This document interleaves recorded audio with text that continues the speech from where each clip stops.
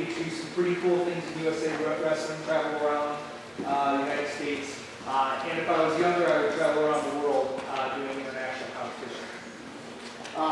Rod Stevens, most of you probably know for seeing me around just because I do a lot of folk style too.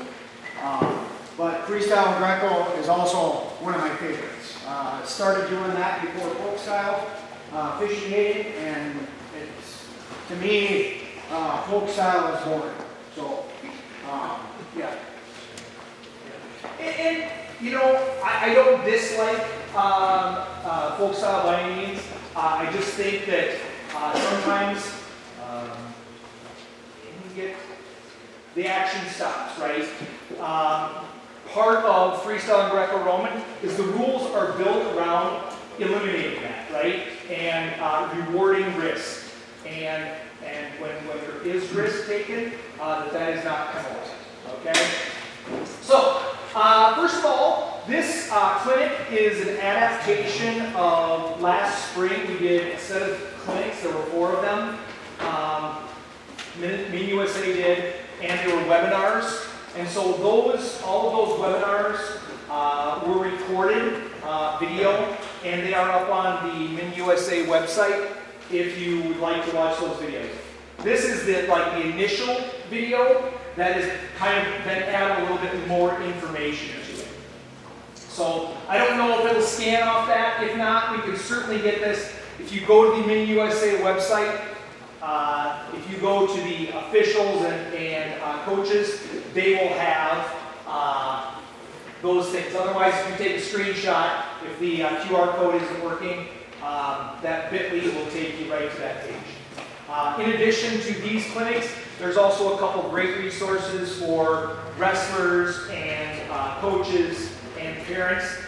One is the USA Wrestling rulebook, right, for both Greco-Roman and freestyle. If you have any questions, it's a great resource. It's updated. The link on there. Anytime there's a change made to United World Wrestling rules, USA Wrestling changes their rules to align with that, and it's updated within 24 hours. Lastly, there's something called the Art of Refereeing, which is it is great for officials. We love that, but it is a great way to kind of understand the philosophy of these two styles, and it's a great read.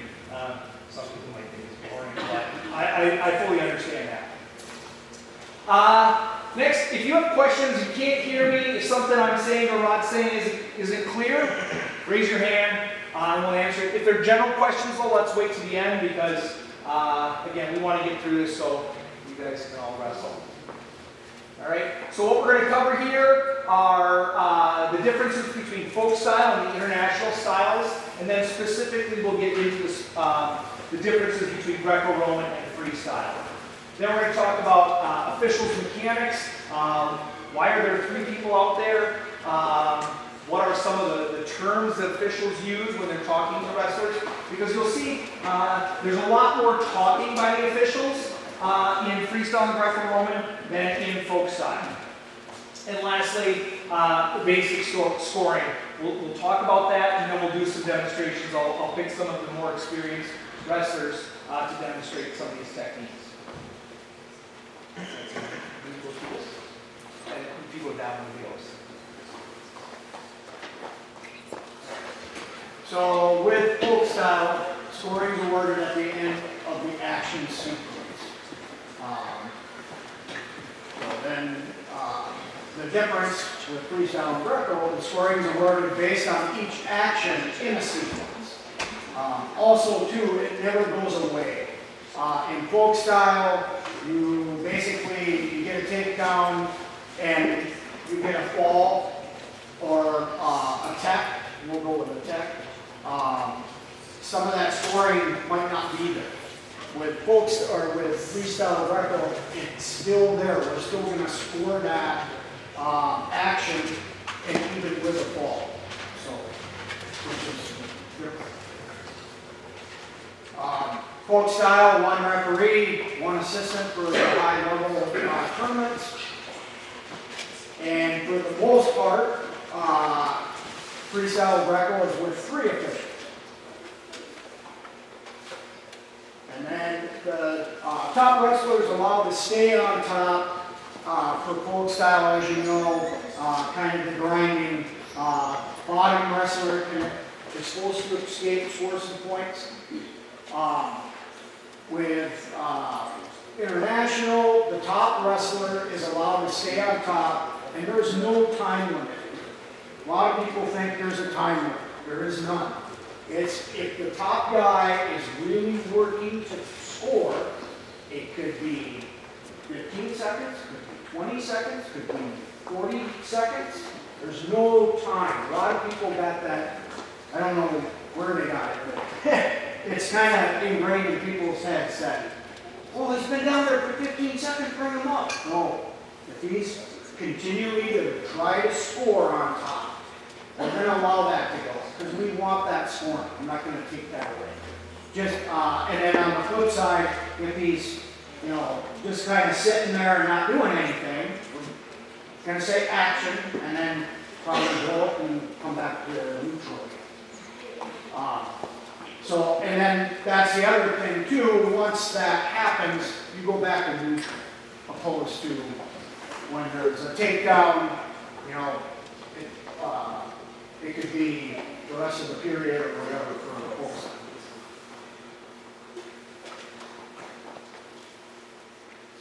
Okay, emphasis is on folk style is placed on controlling the opponent.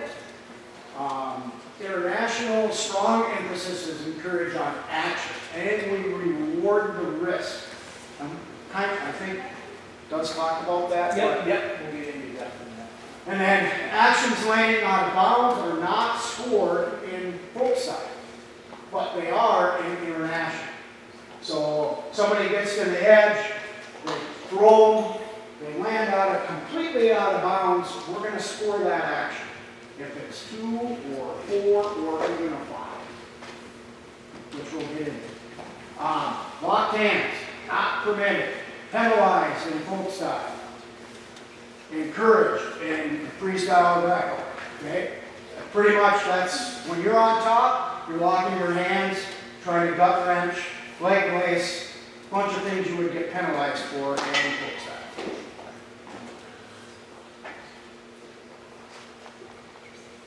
Okay, folk style matches consist of 2-minute periods and then basically 2 3-minute periods.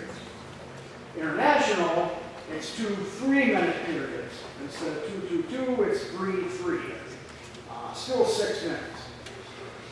Also in Freestyle Greco, and this is more for juniors and above for the 2 3-minute periods.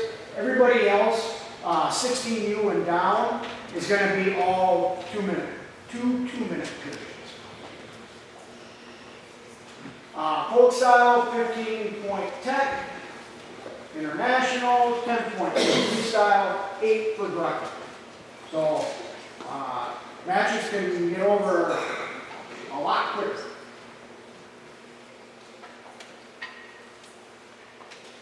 Okay, difference between Greco and freestyle. Greco, attacks and defense actions may not involve the legs.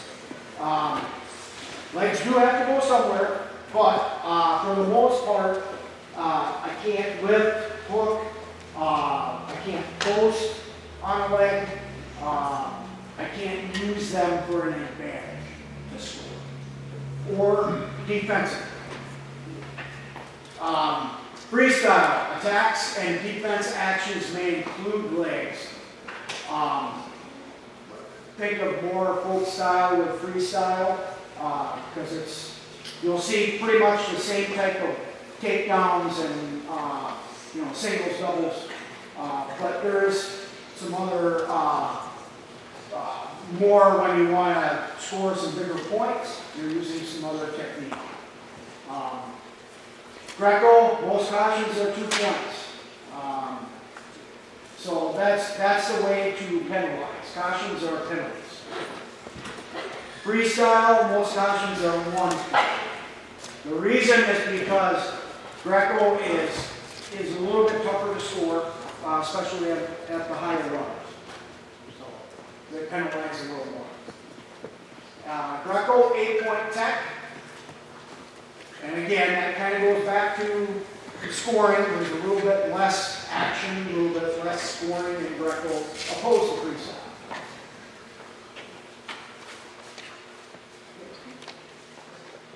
So, as far as the officials' mechanics, we talked about there's three officials. The person that we all think of as, oh, that's the person that's in control, the referee, the person who's control of the whistle.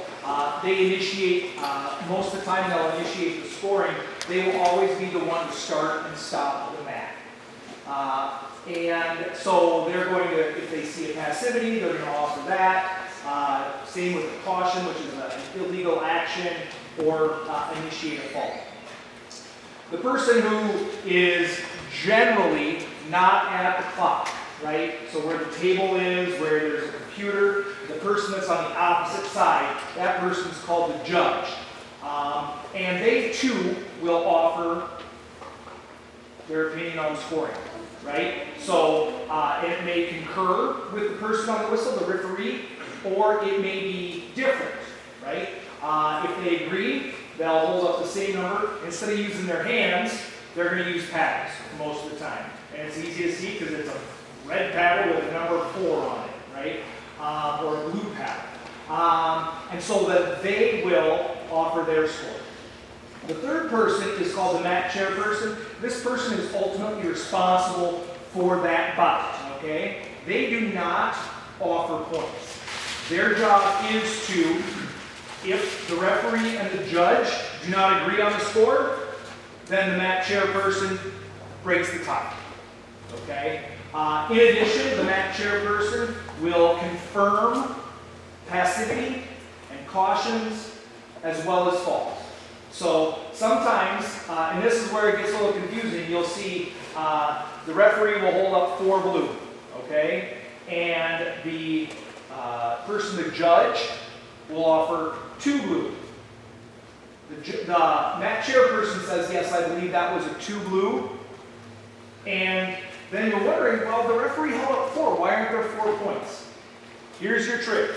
Make sure if you want to know the score, the person who is the mat chairperson is the final arbiter of the score. Okay? So look to see if they hold up points. Those will be the points that will go up on the clock. So this is kind of what our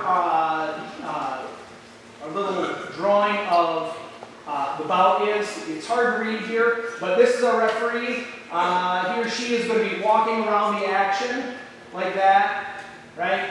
And right up here, it's hard to see, that's the judge. And down here by the clock, generally, is the mat chairperson. What will happen is, let's say, the referee says, I'm going to call red for passing. Red has not done anything to score points, so I think it's red. And then the judge says, no, I think blue is being more passive. The mat chairperson then breaks the tie in this instance and holds up a red. So then passivity would be confirmed for red.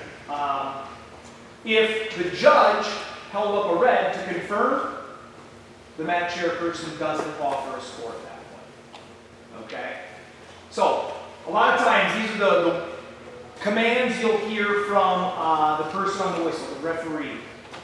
Action, right? If they're dancing around a little bit, you'll say, red action. That means I really think that red needs to get going.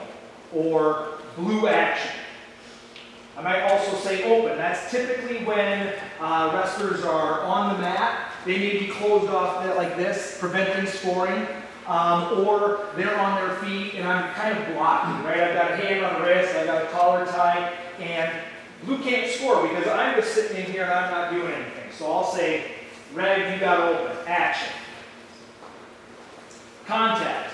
Especially in Greco-Roman, there has to be contact. You know, you might step away from the action, but you have to immediately come back and come in contact. It's not like freestyle where you can kind of dance around a little bit. You need to stay in contact with your opponent.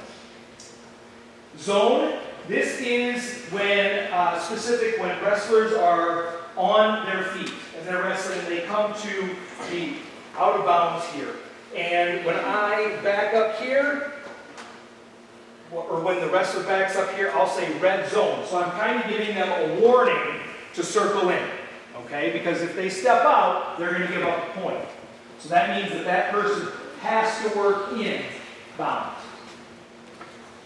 Place is the same command, but it's when they're on the mat wrestling in a term called parterre, on the earth, right? And so if red gets a takedown and blue is right here on the edge, and he or she, they're kind of crawling over here, trying to get a start, right? We all do that, get a start, go where you are, right? I'm going to stand right in front of them and say, blue place. That means you got to circle in. If you crawl out of bounds, you're going to get penalized and give up a point. So, takedown. We all know what a takedown is, right? Right? That's what wrestling's all about.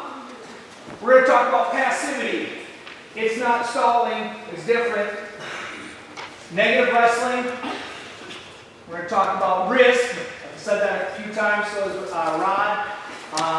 We're going to talk about attentions, cautions. Some of these we're going to spend a little bit more time than others. And then these yellow things, we're going to show you those, right? Those are going to be things that we're going to take some of our demonstrators and we're going to show you those. So, for the takedown criteria, it's different. You're going to see things that look different that are called a takedown in freestyle that are not called a takedown in folk style, and vice versa. So, in freestyle Greco-Roman, you have to be behind the hips of a grounded wrestler. Okay? So, the Merkle is not a takedown. Does everybody know what a Merkle is? Can you guys show me a Merkle over here, just so we can show everybody? Right? We're down like this, and you've got your right leg in there. Okay? That is not a takedown. Okay? That's a takedown all day long in folk style. The wrestler has to get his leg out or her leg and go behind the hips of the other athlete. Quad pod is not a takedown, right? So I'm here and I've got my hands on the mat, my feet are on the mat. I have not given up a takedown yet. That is still considered standing, even if the other wrestler is behind the hips.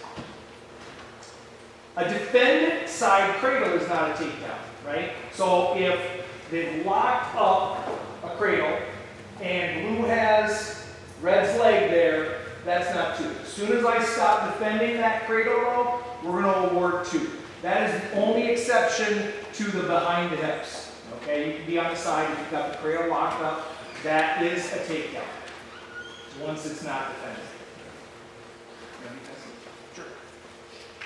So passivity, that is maybe a new term, just because it's only used in international wrestling.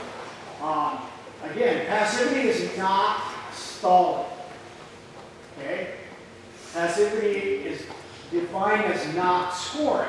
So you have two athletes going at it, and they're both working. I mean, looking for a takedown, and they're scrambling. But we have no score. We're going to penalize, and somebody in freestyle, somebody's going to go on the shot clock, okay?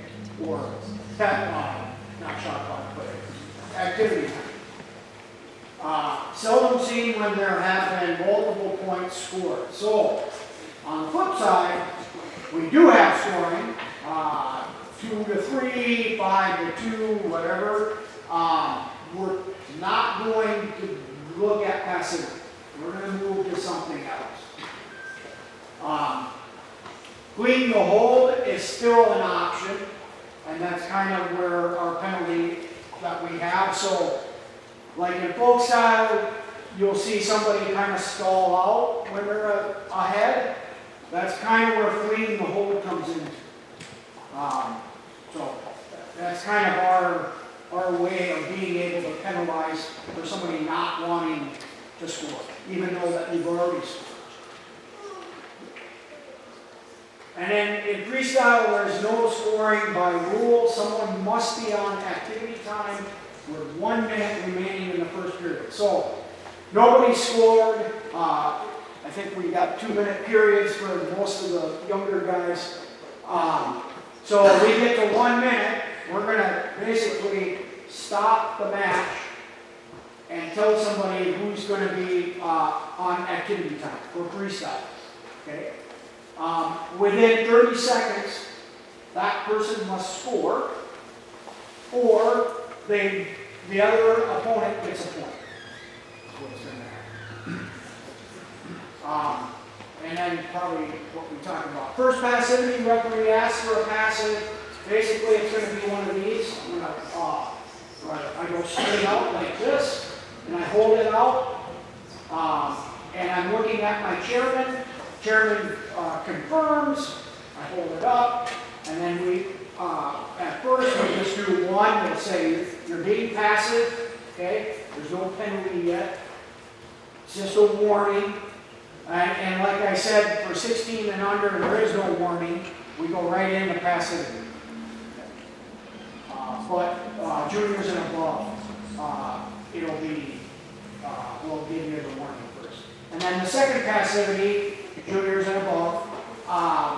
And again, we will be talking to them and saying, action, open, and then if we don't get, again, no scoring, we're going to ask for it again. I get it. Now I'm going to put you on the activity clock. This is what it looks like, kind of a traveling motion. Then you know somebody for 30 seconds is going to be on that activity.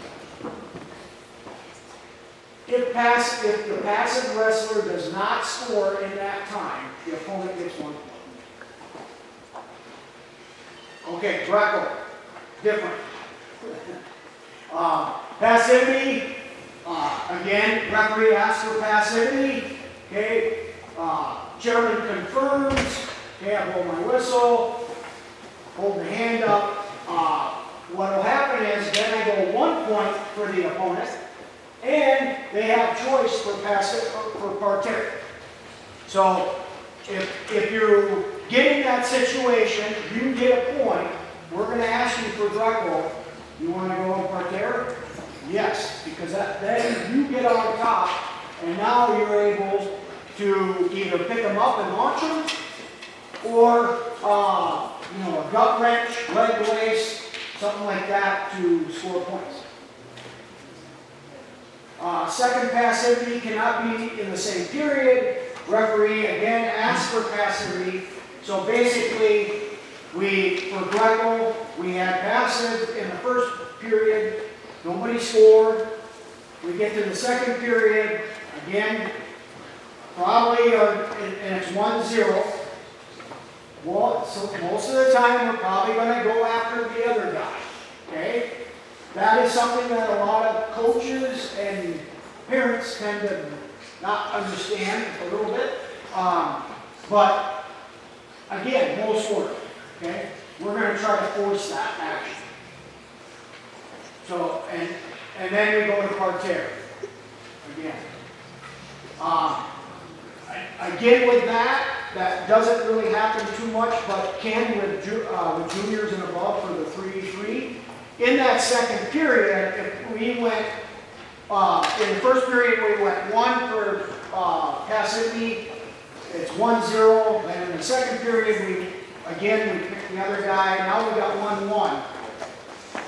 A lot of times, if you've got a good crew, they're basically going to pick somebody and go 2-1.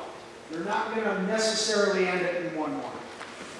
So, again, no scoring.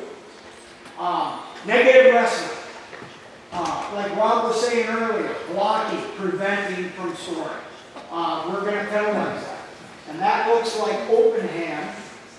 And again, we're getting confirmation from the chair. Interlocking fingers. Okay? You see a lot of that in folk style. That is something that we feel is a negative wrestling. Blocking with the head. Okay? In hands. Again, you see a lot of that in folk style. Fleeing the mat or hold. Fleeing the mat, that's basically going from the center and coming all the way out. Also fleeing the mat or fleeing the holds with Freestyle and Greco. You know what happens if you get outside of that circle, you lose a point. Okay? Your opponent gets a point for a step out. But a lot of people are getting smart. They're coming to the edge, they're dropping down, and then we go out of bounds and parterre. Well, we don't score that. But one of the emphasis this year is we're going to say place, and if we feel you're just backing up to get out and back to neutral again, we're probably going to hit for cleaning the hole, which is caution and Can I add one thing? Yep. Guys, I don't mean to make anybody confused on the blocking of hands and head. That's still good positioning, right? We want you to use that, but if you're not using it to score, to set up something, then we're going to consider that negative wrestling, right? A down block is still a down block. We love that, right? That's good defense.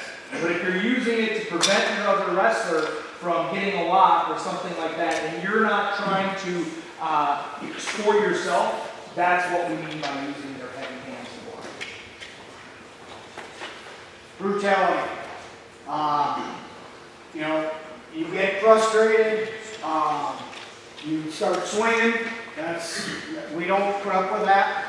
Just like folk style, if that happens, you're done. Right? Risk versus slip. Okay. This is kind of tough for some newer officials.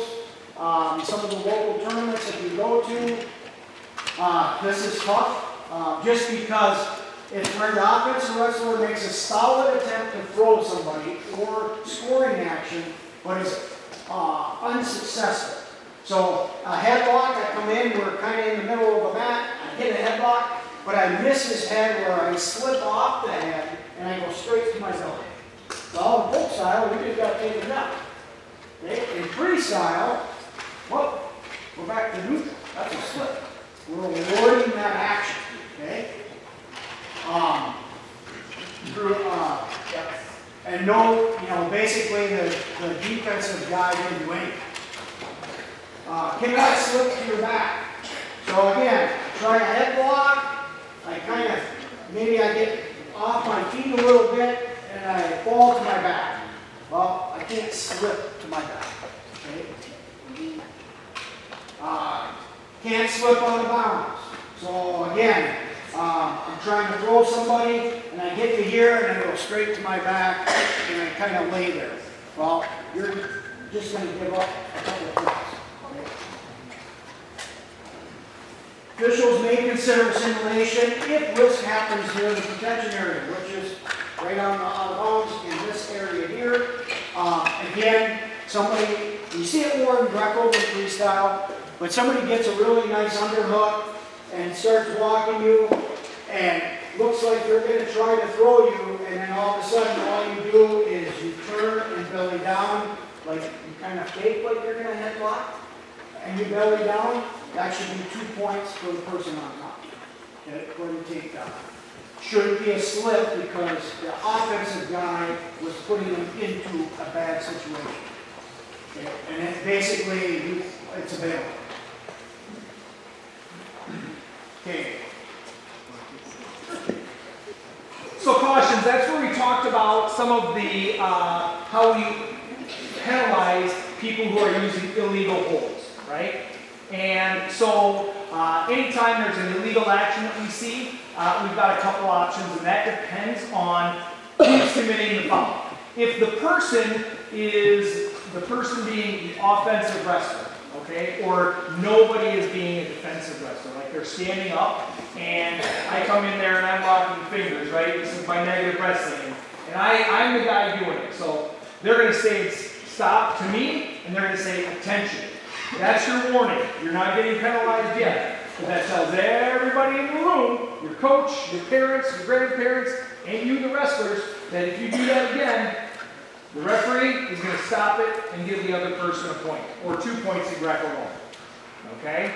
Now, if you are in the defensive position, okay, you're not going to get that warning. Right? Because again, we keep talking about we want points. And if we are stopping the offensive wrestler from scoring points, we want to penalize that. If you get 3 cautions in a match, that's a disqualification. Okay? Just from that match. It doesn't disqualify you from the tournament. We'll talk a little bit about that. I got a couple asterisks near that because there is one instance where 2 cautions will end your bout, and that's specifically in Greco-Roman. Some illegal actions that are not illegal in folk style are fleeing the hold, right? That might be a stalling or something like that, but we can go right to that if we see somebody that's purposely stepping off of the wrestling surface or out of the circle. 2 hands to the head, like this, right? Most of the time that's going to get you an attention, right? Don't do this. You can do it in folk style, but if I do this in freestyle or Greco-Roman, you're going to hear an attention. Stop. Don't do that. Scissor or figure 4, unless it's one arm or one leg, you'll see that a lot of times in a waterfall finish, right? You'll kind of come up the back door, and then we'll see a wrestler who will do their legs like that. Now if they bump, that's not it. But if you cross and hold it there, it's going to be stopped. Caution in 1 because that person's defensive now, right? And we're going to stay on the mat. Leg follows in Greco-Roman, obviously. We told you, you can't use your legs. That's going to get penalized. These are some things that are not cautions, right? We don't have to wear headgear in freestyle and Greco-Roman. That doesn't mean your parents aren't going to make you wear it. Cauliflower ear is painful. It is not fun. So, headgear is not required at any age group in USA Wrestling. But along those lines, if somebody is wearing headgear, the other person cannot say, you need to take your headgear off because I've got my headgear off, right?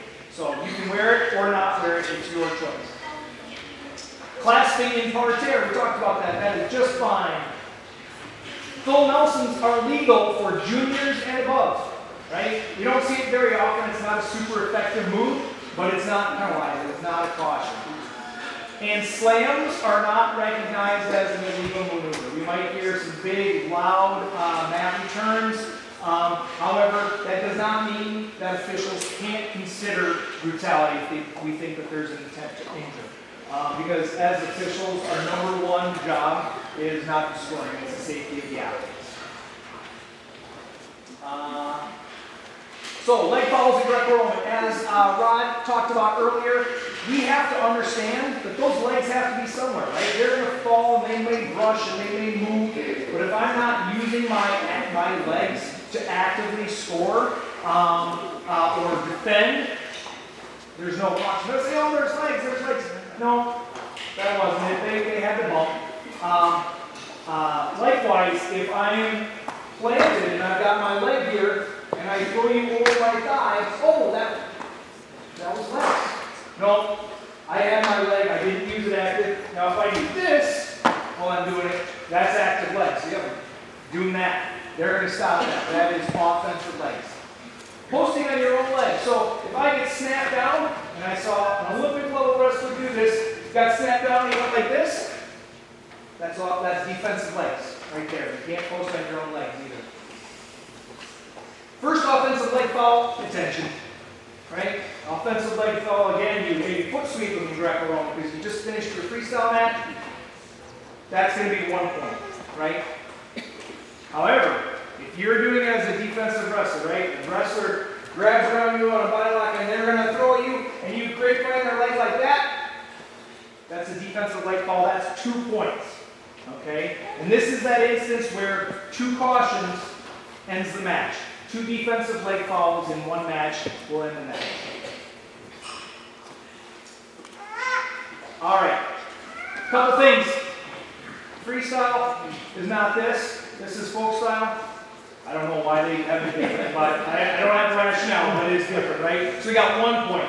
We get that for step outs, reversals, and some of those penalties that we talked about. 2-point actions, again, different than folk style, right? We hold the L here rather than the 2 fingers. For takedowns, turns or exposure in parterre, a correct hold. We're going to talk about that later. Again, it's a great way that we reward that risk. 4-point actions. This is where it gets the exciting, and this is where the audience and coaches and parents are like, wow, that's cool, right? We get these big actions that take a defensive wrestler from their feet to danger. And danger is when your back is less than 90 degrees to the mat and you hit your elbow, shoulder, or head. Okay, those two things have to happen, okay, for that to happen. Also, if I lift somebody and I rotate them all the way around in a big throw and they land back on their belly, that's 4 points again. And the one that everybody likes, the 5, right? You see this a lot more these days. We're rewarding those big actions. That happens when we do our 4-point move, when we're going from our feet to danger. But then you see the legs scribe and arc through the air, right? It's this one where everybody says, ooh and ah. It's a big move, and we want to reward it as such. However, if it does not, maybe you get this huge, you guys know what a suplex is? Right? And you go, and you're so good at it that you rotate all the way down, all the way around, and your opponent lands on their belly. Right? Even though their feet went way high, but they did not land in danger because they did not hit an elbow, a shoulder, or their head. That's a great amplitude throw that does not land in danger. All right? Again, we want to get as many points as they can earn. Okay, I think we're about ready to see some moves. Are we ready? All right. So, the first one we're going to do is wrist. And we kind of talked about that here. Who wants to demonstrate here? You look like you want to demonstrate. Come on up. Oh, yeah. You want to do it? No? Who wants to come? Come on up, buddy. You got a partner? Pick a partner. All right, come on up. All right, so we talked about this wrist, right? And this is probably the biggest way that we encourage action, right? Because everybody's thinking they do not want to hit a head and arm throw when it's late in the match and both wrestlers are sweaty because you're going to slip off the head and go to your belly and give up a takedown. Well, not if you're doing it right. If you're doing that and the officials are paying attention, right? That's risk. We're going to stand them up and you'll see your referee do this, right? So, you know how to hit the head and arm, headlock? Okay? You're going to do it. But guess what? You're going to kind of let go and you're going to go to your belly. All right? So you're going to do this and then he's going to grab and you're going to fall out. Let's see that. Boom! That is wrist right there. Okay? Now, come back up. You're going to do the same thing, but at that time, you're going to reach around his waist and you're going to hold him there before you let him fall on the mat. Okay? When you do that, you're going to do that same head and arm. You're going to catch him. Okay? Okay. So that was really close, but if he stops him as they're falling to the mat, so he's like going down and he catches him and then they go to the mat, that's called a catch. And we're going to reward him for doing something, right, to stop that action. All right, so we'll call that a catch. We're going to do one more, do that simulation, right? Come on in here. Okay, you're going to have this underhook on him, okay? You're going to be taking him to the edge, you're going to take him to the edge, and then when we get to this edge, you're going to pretend a head and arm, but you're going to go all the way to the mat, okay? You see how that is, right? Purple here is driving blue to the edge of the mat, and blue says, nope, I don't like this, I'm coming here. I'm going to do this and try to trick the referees to call a slip. Okay? We're not going to do that. We're going to call that simulation. All right. This next set here is probably the most confusing. Okay, so we're going to spend a little bit of time on this. These next three here, what we call an attack, a counter action, and a counter attack.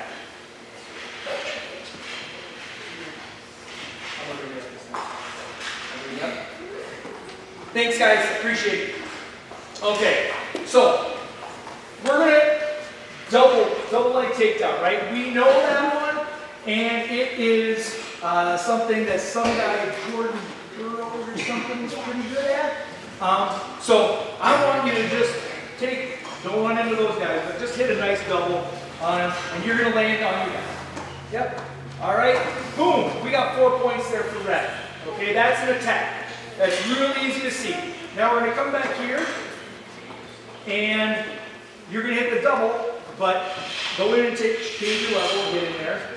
All right, now he's going to stop. He's going to dip in, right? And he's going to maybe change directions, right? Yeah, and now drive this way. Okay, that is a counter attack, right? We skip the counter action. So he has taken that move away. So what we're looking for is we're looking for a stop in action, a change of direction, right? To say he has taken red's move away. So that's a counter attack, and we're going to reward him with the points there. Let's do an over-under here situation.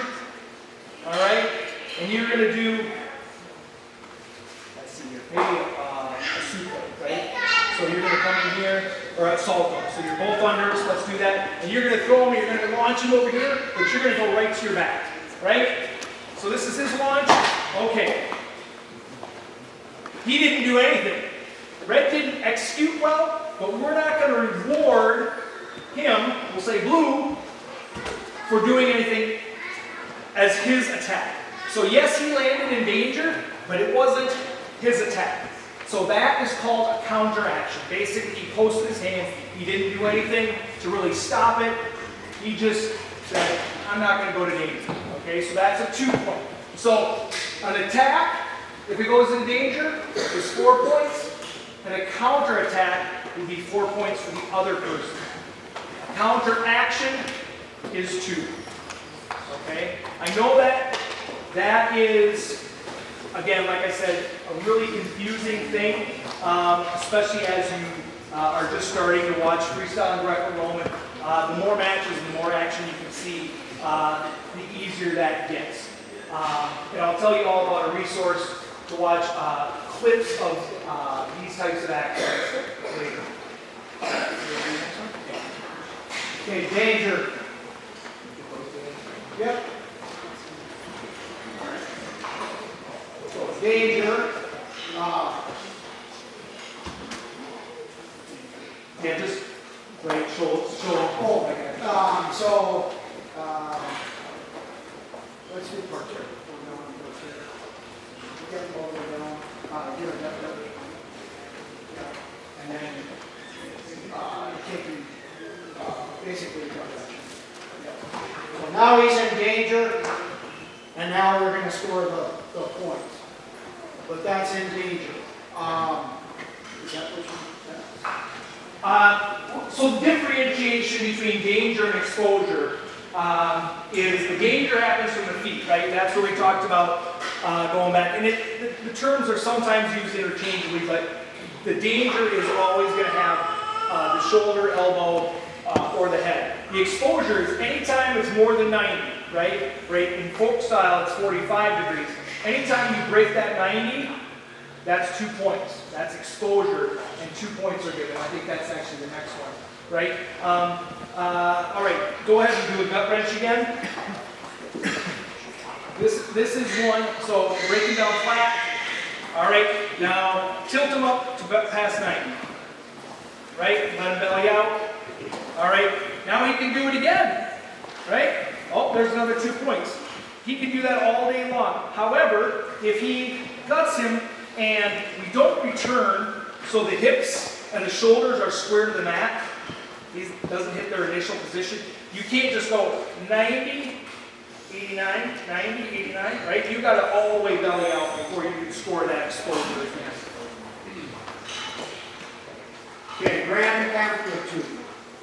You guys gonna show us one?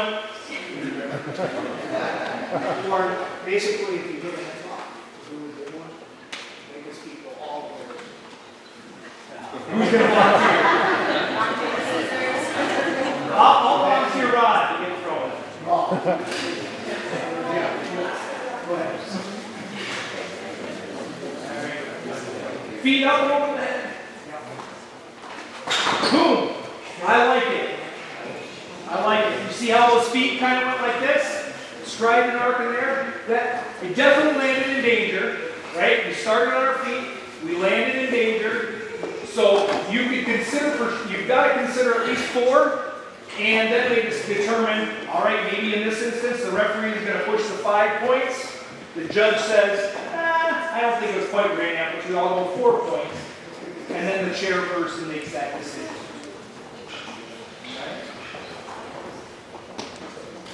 Up there. Okay, all the way down. So, in freestyle and Greco, our portier, when we say portier, and the top guy's on top, this guy basically, what a freestyle is there. So, he cannot, once he, go ahead and put your hands in, try to fight the hands. This is where we're going to warn him. We're going to say open, okay? You cannot do that, the bottom guy, okay? He has to open back up. Again, we want scoring. So that's why we're going to punish the bottom guy, basically, for being there.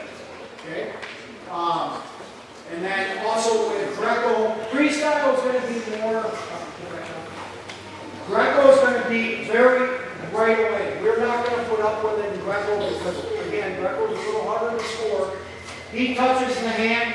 I'm going to say open, open, boom. I'm going to stop. I'm going to basically go caution and two because it's Greco. I look at my chairman. I confirm. I stop it. Okay? Penalize. We go back to part 10. And we start again. Yes. And No, that's it. All right. Oh. Yes. Correct hold. okay. Right? Sometimes this is called a correct hold or correct throw. Okay? Here's what this is to reward that risk. We like seeing the big action, but despite wanting it, despite using good actions, we don't quite get what we want, right? So the time is, let's say we have a situation where we go arm spin, arm throws. Anybody know arm spin, arm throw? Yeah, you want to do it? All right, we're just going to do this slow because,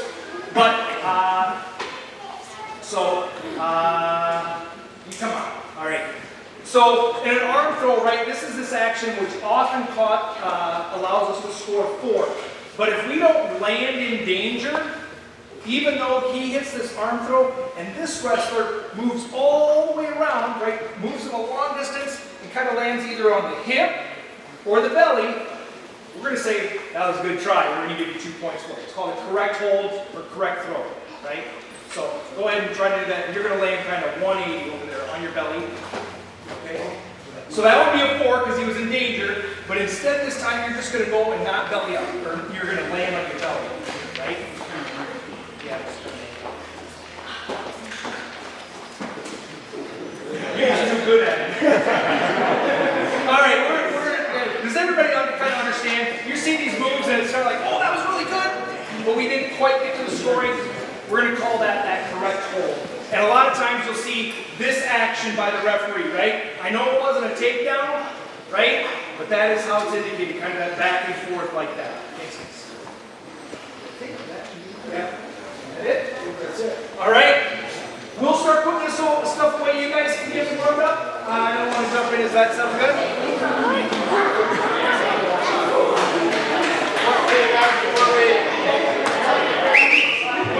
One second. Guys, just so we're not in chaos, wait for a second. We're going to have, we're going to go for the name who's where. This is going to be mat 1. So this is the 8U through 12U. So we have this mat. Okay? We're going to have a couple of brackets actively going, and then we done. And we'll cover some brackets. 16U and older, sorry, 14U and older, and be on the far side. Alright?